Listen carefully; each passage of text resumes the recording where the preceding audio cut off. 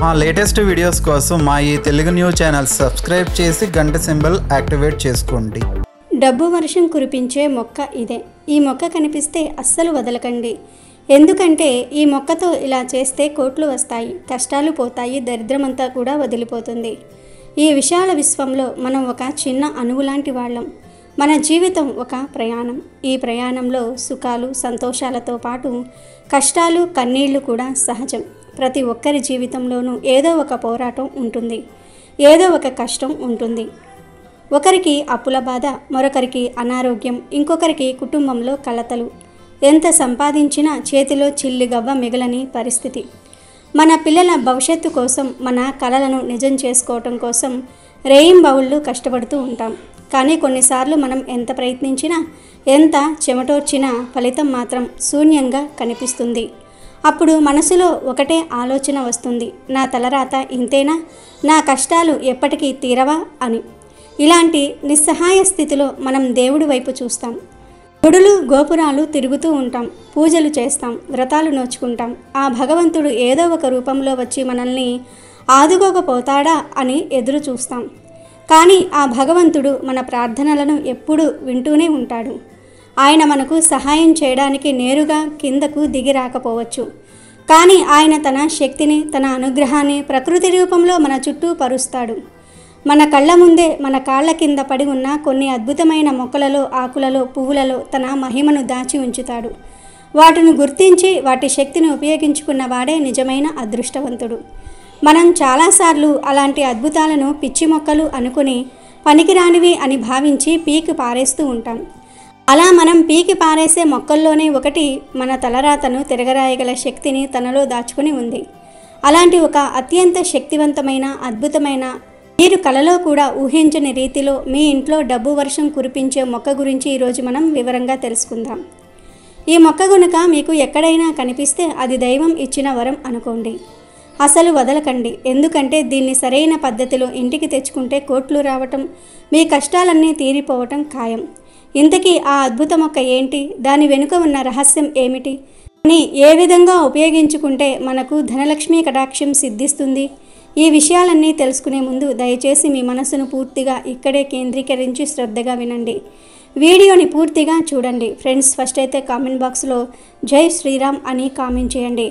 అలాగే ఈ వీడియోకి ఒక లైక్ కొట్టడం అస్సలు మర్చిపోవద్దు. మన చుట్టూ రోడ్ల పక్కన, పొలాల గట్ల మీద, పాడుపడిన ఇళ్ల దగ్గర, ఖాళీ ప్రదేశాల్లో ఎన్నో రకాల మొక్కలు మనకు కనిపిస్తూ ఉంటాయి. వాటిల్లో కొన్నిటిని చూసి చూడనట్టు వదిలేస్తాం. అలాంటి మొక్కల్లో ఒకటి ఈ వామింట మొక్క.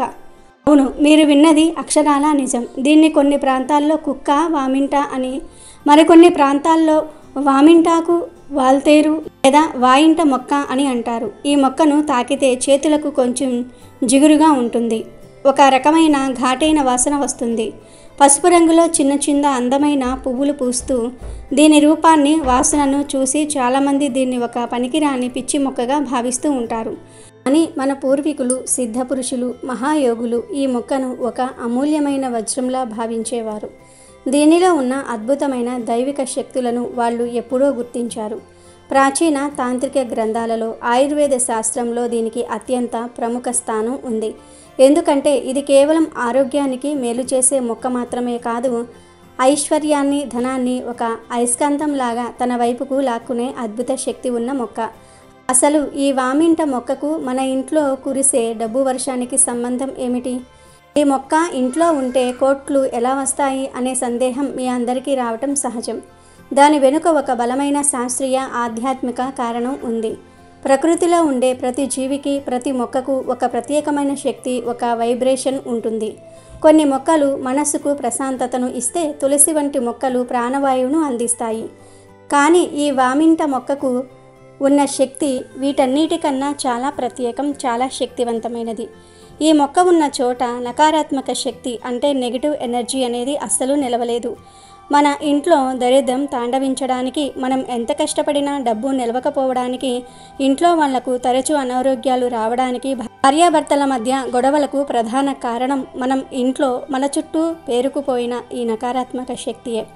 దీన్నే మనం దిష్టి దోషం అని, గాలి అని రకరకాల పేర్లతో పిలుస్తాం. ఈ వామింట మొక్క ఆ నకారాత్మక శక్తిని ఒక చీపురులా ఊడ్చి పరేస్తుంది. ఎక్కడైతే ఈ మొక్క ఉంటుందో ఆ ప్రదేశం మొత్తం ఒక శక్తివంతమైన సానుకూల క్షేత్రంగా మారిపోతుంది. అక్కడ పాజిటివ్ ఎనర్జీ వెల్లువలా ప్రవహిస్తుంది. ఇప్పుడు అసలు విషయం ఏమిటంటే, ఆ మహాలక్ష్మీదేవి ఎక్కడ నివసిస్తుంది? ఎక్కడైతే శుభ్రత, ప్రశాంతత, సానుకూల శక్తి ఉంటాయో అక్కడే ఆమె కొలువై ఉంటుంది. అందుకే మన పెద్దలు ఇంటిని, పరిసరాలను శుభ్రంగా ఉంచుకోమంటారు. ఈ వామింట మొక్క మన ఇంటి వాతావరణాన్ని పూర్తిగా శుద్ధి చేసి లక్ష్మీదేవి రావడానికి ఒక రాజమార్గాన్ని ఏర్పాటు చేస్తుంది.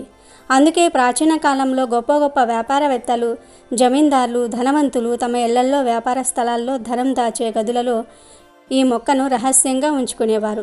దానివల్ల వారి ఐశ్వర్యము తరతరాలుగా వృద్ధి చెందుతూ ఉంటుంది. మరి ఈ అద్భుత మొక్కను మనం ఎలా ఉపయోగించుకోవాలి అంటే, దీన్ని ఇంటికి తీసుకురావడానికి ఒక నిర్దిష్టమైన పద్ధతి ఉంది.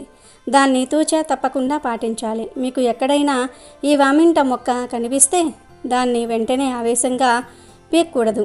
ముందుగా ఆ మొక్కకు కొంచెం దూరంగా నిలబడి 2 చేతులు జోడించి మనసులోనే నమస్కరించుకోవాలి. ఓ వనదేవత, ప్రకృతి మాత స్వరూపమా, నా ఆర్థిక ఇబ్బందులను తొలగించి నా ఇంట్లో సిరి సంపదలు వెల్లివిరియడానికి, నా కుటుంబం సుఖ సంతోషాలతో ఉండడానికి నిన్ను మా ఇంటికి సాదరంగా ఆహ్వానిస్తూ ఉన్నాను. దయచేసి నాతో పాటు రా తల్లి అని మనస్ఫూర్తిగా ఆర్తిగా ప్రార్థించుకోవాలి. ఆ తర్వాత ఆ మొక్క చుట్టూ ఉన్న మట్టిని మెల్లగా తవ్వి ఒక వేరు కూడా తెగిపోకుండా, దెబ్బతినకుండా చాలా జాగ్రత్తగా భూమి నుంచి తీయాలి. గుర్తుంచుకోండి, మొక్క యొక్క జీవశక్తి అంతా దాని వేర్లలోనే కేంద్రీకృతమై ఉంటుంది. వేర్లు బలంగా ఉంటేనే ఫలితం బలంగా ఉంటుంది. అలా వేర్లతో సహా తీసేసిన మొక్కను నేరుగా మీ ఇంటికి తీసుకురావాలి. దారిలో ఎవరితోనూ మాట్లాడకూడదు. ఎవరైనా పలకరించినా సమాధానం ఇవ్వకూడదు. ముఖ్యంగా వెనక్కి తిరిగి చూడకూడదు. మీ ఏకాగ్రత, మీ సంకల్పం మొత్తం ఆ మొక్క మీదే, మీ కోరిక మీద మాత్రమే ఉండాలి. ఇలా ఇంటికి తెచ్చిన మొక్కను ఏం చేయాలో ఇప్పుడు మరింత జాగ్రత్తగా వినండి. ఒక రాగి లేదా మట్టి పాత్రలో కొంచెం శుభ్రమైన నీళ్లు తీసుకొని అందులో చిటికెడు పసుపు కలపండి. పసుపు నీటితో మొక్కను, ముఖ్యంగా దాని వేర్లకు అంటిన మట్టి పోయేలాగా శుభ్రంగా కడగాలి. పసుపుకు ఉన్న క్రిమి సంహారక గుణం, ప్రతికూల శక్తులను పాలద్రోలే శక్తి, శుభాన్ని కలిగించే గుణం ఆ మొక్క శక్తిని రెట్టింపు చేస్తుంది. అలా శుభ్రం చేసిన తర్వాత ఒక కొత్త ఎర్రటి వస్త్రాన్ని తీసుకుని దానిపై ఈ మొక్కను ఉంచండి. ఎరుపు రంగు శక్తికి, విజయానికి, లక్ష్మీదేవికి ప్రతీక. తర్వాత ఈ మొక్కకు పసుపు, కుంకుమలతో బొట్లు పెట్టండి. ఇప్పుడు ఈ మొక్కను మీ పూజా మందిరంలో లక్ష్మీదేవి పట్టం ముందు కానీ లేదా ఈశాన్య మూల పవిత్రమైనది కాబట్టి అక్కడ ఒక చిన్న పీట మీద కూడా పెట్టుకోవచ్చు. అక్కడ ఉంచిన తర్వాత అగరుబత్తి వెలిగించి ఆ మొక్కకు ధూపం చూపించాలి. ఇప్పుడు కళ్ళు మూసుకొని మీ మనసులోని కోరికను, మీ ఆర్థిక సమస్యలను, అప్పుల వివరాలను అన్నిటినీ ఆ లక్ష్మీదేవికి, ఈ మొక్క రూపంలో ఉన్న వనదేవతకు చెప్పుకోవాలి. నా ఇంట్లో ధన ప్రవాహానికి ఉన్న అడ్డంకులన్నీ తొలగించు. అప్పుల బాధల నుండి నాకు శాశ్వత విముక్తి కలిగించు. నా కుటుంబం కలకాలం సుఖ సంతోషాలతో వెల్లివిరిసేలాగా దీవించు అని ప్రార్థించాలి. ఇక ఆ మొక్కను అక్కడే వదిలివేయాలి. ప్రతిరోజు లేదా కనీసం ప్రతి శుక్రవారం మీరు పూజ చేసుకునేటప్పుడు ఈ మొక్కకు కూడా ధూపం చూపిస్తూ మీ కోరికను గుర్తు చేసుకుంటూ ఉండాలి. ఇలా చేస్తే కొద్ది రోజుల్లోనే, కేవలం కొద్ది వారాల్లోనే మీకు అద్భుతమైన మార్పులు కళ్లకు కనిపిస్తూ ఉంటాయి. మీ ఇంట్లో అనవసరమైన ఖర్చులు ఆశ్చర్యకరంగా తగ్గిపోతాయి. ఆగిపోయిన డబ్బు, ఎవరైనా మీకు ఇవ్వాల్సిన బాకీలు వాటంతటా అవే చేతికి వస్తాయి. వ్యాపారంలో కొత్త అవకాశాలు వస్తాయి. ఉద్యోగంలో మీపై అధికారులు మిమ్మల్ని గుర్తించడం, ప్రమోషన్లు రావటం, జీతం పెరగటం వంటి శుభవార్తలు వింటారు. ఊహించని మార్గాల నుండి లాటరీ తగలటము, పూర్వీకుల ఆస్తి కలిసి రావటం వంటివి జరిగి డబ్బు మిమ్మల్ని వెతుక్కుంటూ వస్తుంది. మీ ఇంట్లో ధనానికి, ధాన్యానికి ఎలాంటి లోటు ఉండదు. అందుకే అంటారు, ఎంతో పుణ్యం చేసుకుంటే గాని కనబడిని ఈ మొక్క కనిపిస్తే అస్సలు వదలొద్దు, కోట్లు వస్తాయి అని. ఇది అక్షరాల సత్యం. ఇది కేవలం డబ్బుకు మాత్రమే కాదు మిత్రులారా, ఆరోగ్యానికి కూడా ఒక సంజీవిని లాంటిది. పూర్వకాలంలో పెద్ద పెద్ద ఆసుపత్రులు, డాక్టర్లు అందుబాటులో లేనప్పుడు మన పెద్దలు, మన అమ్మమ్మలు ఇలాంటి మొక్కలతోనే ఎన్నో రోగాలను ఇట్టే నయం చేసుకునేవారు. అంతేకాదు పూర్వం ఈ వామింట చెట్టు ఆకులతో కూర చేసుకుని తినేవారు. సీజన్ మారేటప్పుడు ఈ కూర తినటం వలన ఎటువంటి అనారోగ్యాలు రాకుండా ఉంటాయి. అంతేకాదు ఈ కూర ఆరోగ్యానికి చాలా మంచిది, చాలా మేలు చేస్తుంది. ఈ చెట్టు యొక్క కాయలోని గింజలను చారులో, సాంబారులో, పప్పులో వేసి తింటారు. అలా తినటం వలన కూడా అనేక ప్రయోజనాలు ఉంటాయి. సాధారణంగా పిచ్చి మొక్క అని మనం తీసిపారేసే వామింట మొక్క నిజానికి ఒక అద్భుతమైన ఔషధ గని. పూర్వీకులు దీనిని ఎన్నో రకాల అనారోగ్యాలను నయం చేయడానికి ఒక సంజీవినిలాగా వాడేవారు. ఆయుర్వేదంలో దీనిని ఆకులు, గింజలు, వేర్లు మరియు కొన్నిసార్లు మొత్తం మొక్కను కూడా ఔషధంగా ఉపయోగించేవారు. గాయాలు మరియు మానని పుండ్లు మాన్పడంలో ఈ మొక్క అద్భుతంగా పనిచేస్తుంది.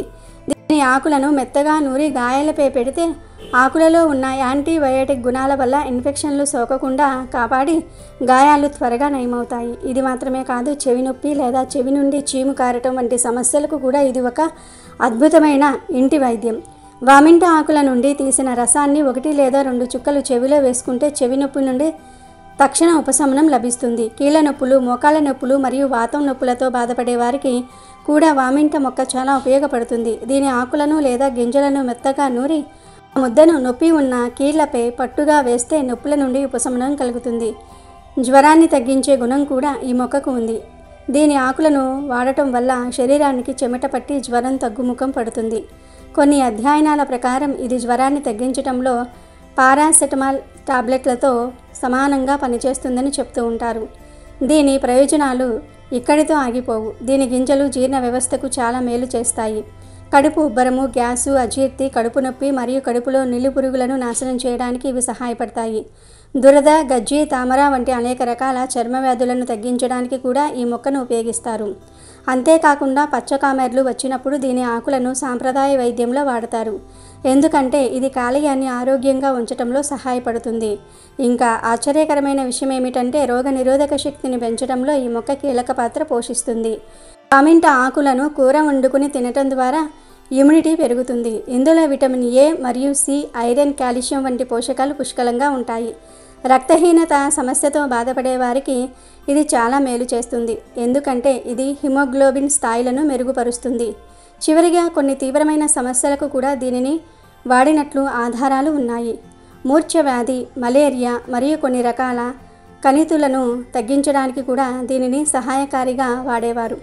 పాము కాటు లేదా తేలుకాటు వంటి విష ప్రభావాలను తగ్గించడానికి కూడా దీని ఆకులను పేస్టులాగా చేసి కాటు వేసిన చోట కడతారు.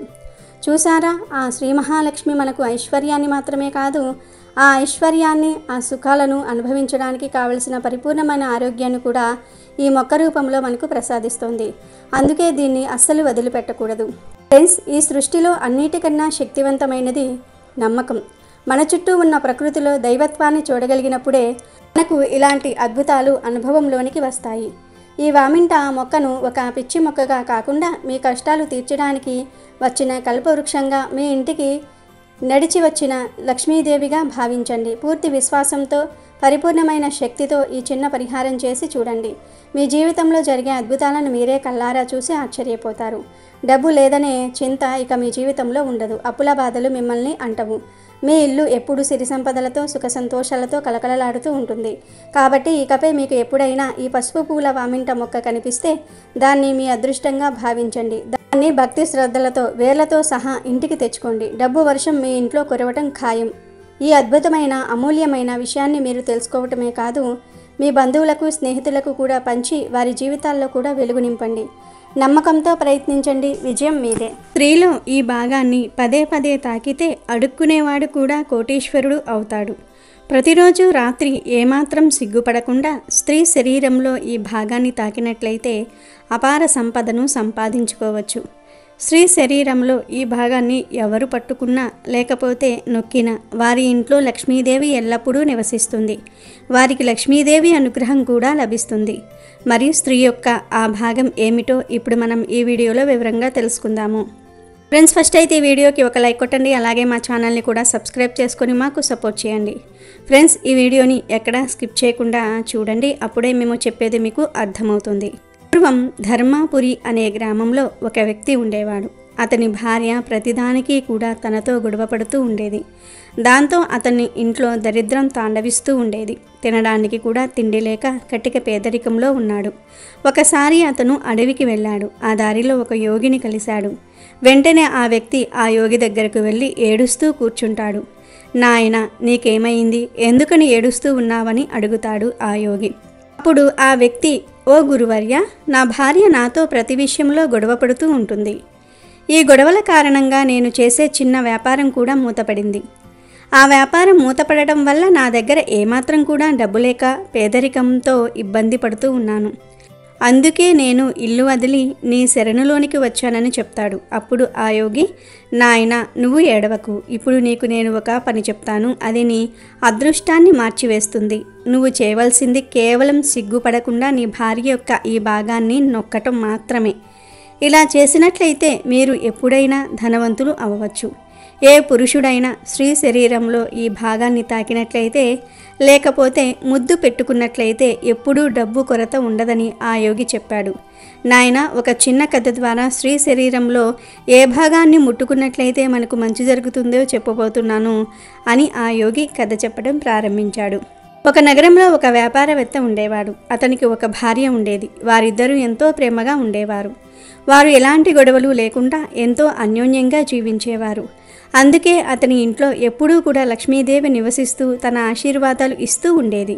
వీరిద్దరి ప్రేమ, అన్యోన్యమైన జీవితం గురించి చుట్టుప్రక్కల వాళ్ళు కూడా చెప్పుకుంటూ ఉండేవాళ్ళు. ఈ విధంగా అందరూ చెప్పుకోవటం వలన ఈ విషయం ఆ నగరానికి చెందిన రాజు వరకు చేరింది. ఆ రాజు కూడా వీరిని ఎంతో ప్రశంసించాడు. ఒకసారి ఆ రాజు నగరంలోని ప్రజలంతా ఇంట్లో ఒక దీపం వెలిగించాలని చెప్తాడు. అప్పుడు ఆ రాజు యొక్క భార్య, మహారాజా, ప్రజలందరూ వారి ఇంట్లో ఎందుకు దీపం వెలిగించాలి అని అడిగింది.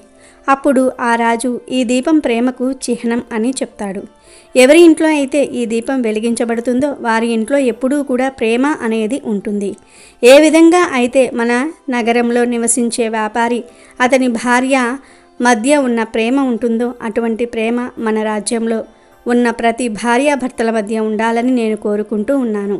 అందుకే ఆ దంపతుల ప్రేమకు గుర్తుగా ఈరోజు ప్రతి ఇంట్లో కూడా దీపం వెలిగించాలి అనుకుంటున్నాను అంటాడు.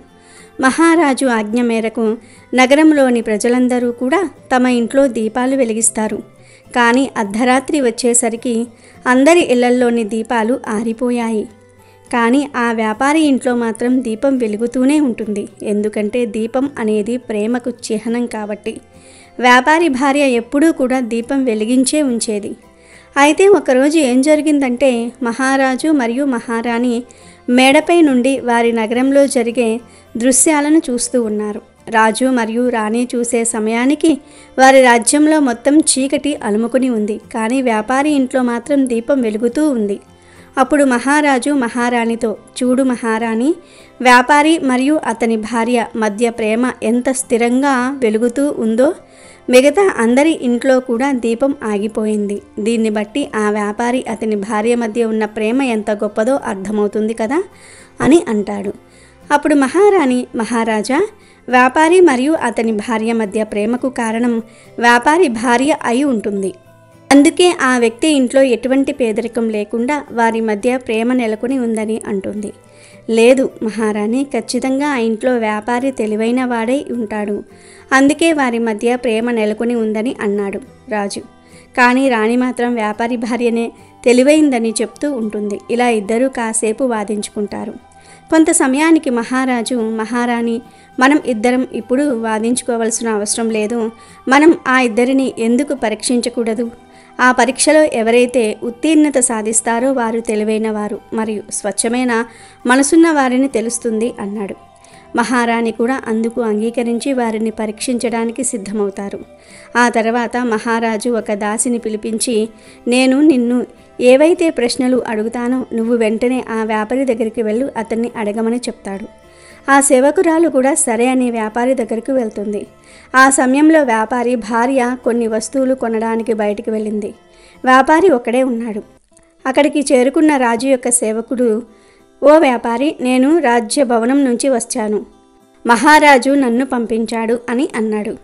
అప్పుడు ఆ వ్యాపారి, మీరు వచ్చిన విషయం ఏమిటి అని అడిగాడు. అప్పుడు ఆ సేవకురాలు, మీరు గనుక మీ భార్యను వదిలిపెడితే మహారాజు మీకు ఎంతో విలువైన వజ్రాలను, ఆభరణాలను ఇస్తానని చెప్పాడు. దానికి మీరు ఏమంటారని అడిగింది. ఆ వ్యాపారి అందుకు అంగీకరించలేదు. దాంతో ఆ దాసి తిరిగి వెళ్ళిపోయి రాజుకు జరిగిందంతా కూడా చెప్పింది. అప్పుడు మహారాణి మళ్ళీ ఆ సేవకురాలని పిలిచి ఆమెకు కొన్ని విషయాలు చెప్పి, ఆ విషయాలను నువ్వు వ్యాపారి భార్యకు చెప్పు అని ఆ దాసిని వ్యాపారి భార్య దగ్గరకు పంపిస్తుంది. ఆ సేవకురాలు వ్యాపారి భార్య దగ్గరకు వెళ్తుంది. ఆ సమయంలో వ్యాపారి ఇంట్లో లేడు.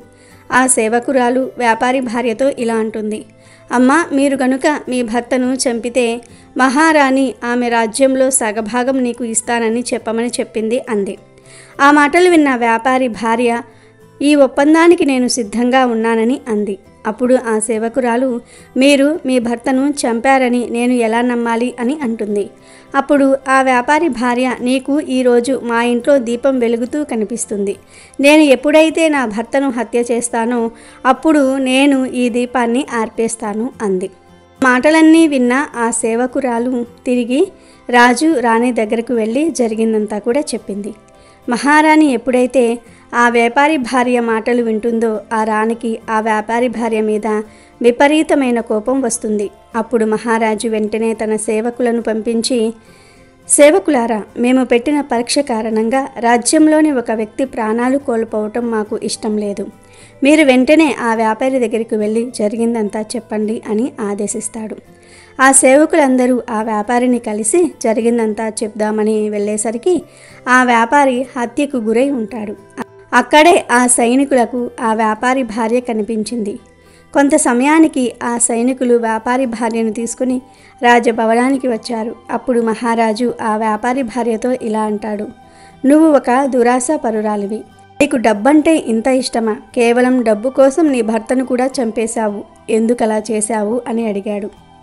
అప్పుడు ఆమె ఇలా చెప్తుంది, మహారాజా, నేను ఎప్పుడో నా భర్తను చంపేయాల్సింది, కానీ నేను ఒక అవకాశం కోసం ఎదురు చూస్తూ ఉన్నాను. నా భర్త నాతో చాలా దారుణంగా ప్రవర్తించేవాడని చెప్పింది. అప్పుడు రాజు, నీ భర్త అంత దారుణమైన పని ఏం చేశాడు చెప్పు అన్నాడు.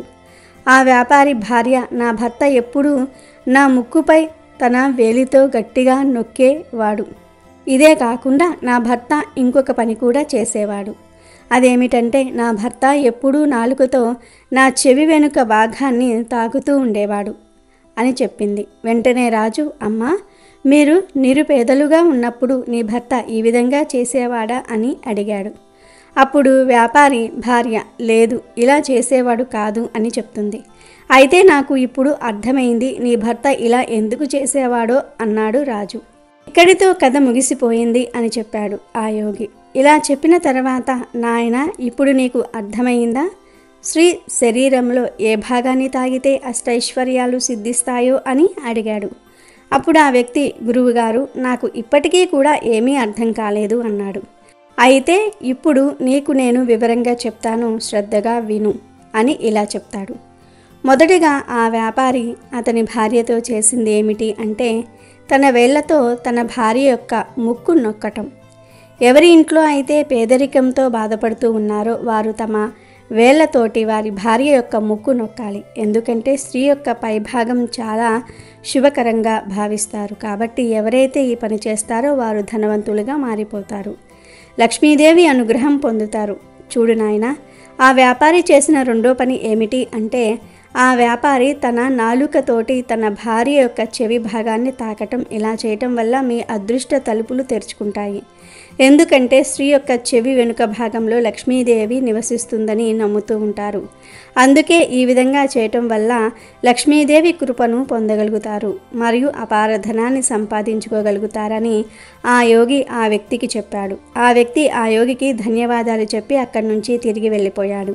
యోగి చెప్పినట్టుగా చేసి కొద్ది రోజులకు ధనాన్ని ఆకర్షిస్తాడు ఆ వ్యక్తి.